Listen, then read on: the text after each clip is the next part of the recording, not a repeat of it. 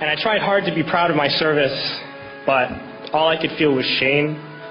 And racism could no longer mask the reality of the occupation. These were people, these were human beings. I've since been plagued by guilt anytime I see an elderly man, like the one who couldn't walk, who we rolled onto a stretcher and told the Iraqi police to take him away. I feel guilt anytime I see a mother with her children, like the one who cried hysterically and screamed that we are worse than Saddam as we forced her from her home. I feel guilt anytime I see a young girl, like the one I grabbed by the arm and dragged into the street. We were told we were fighting terrorists. The real terrorist was me, and the real terrorism is this occupation.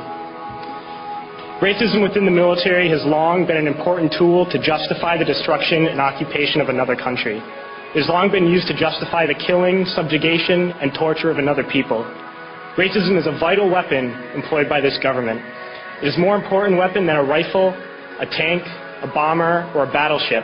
It is more destructive than an artillery shell, or a bunker buster, or a Tomahawk missile. While those weapons are created and owned by this government, they are harmless without people willing to use them. Those who send us to war do not have to pull a trigger or lob a mortar round. They do not have to fight the war, they merely have to sell the war. They need a public who is willing to send their soldiers into harm's way. They need soldiers who are willing to kill and be killed without question. They can spend millions on a single bomb, but that bomb only becomes a weapon when the ranks of the military are willing to follow orders to use it. They can send every last soldier anywhere on earth, but there will only be a war if soldiers are willing to fight. And the ruling class, the billionaires who profit from human suffering, care only about expanding their wealth, controlling the world economy. Understand that their power lies only in their ability to convince us that war, oppression, and exploitation is in our interest. They understand that their wealth is dependent on their ability to convince the working class to die to control the market of another country. And convincing us to kill and die is based on their ability to make us think that we are somehow superior. Soldiers, sailors, Marines, airmen have nothing to gain from this occupation. The vast majority of people living in the U.S.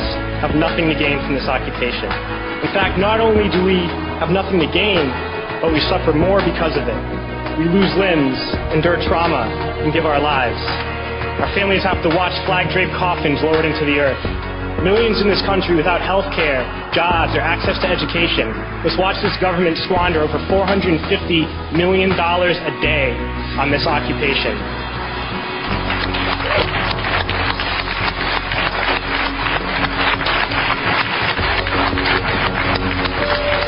Poor and working people in this country are sent to kill poor and working people in another country to make the rich richer.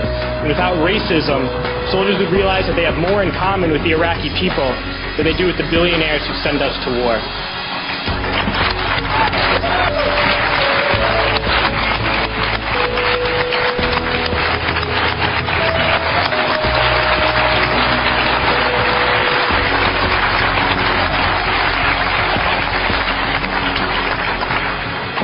I threw families onto the street in Iraq, only to come home and find families thrown onto the street in this country, in this tragic and unnecessary foreclosure crisis.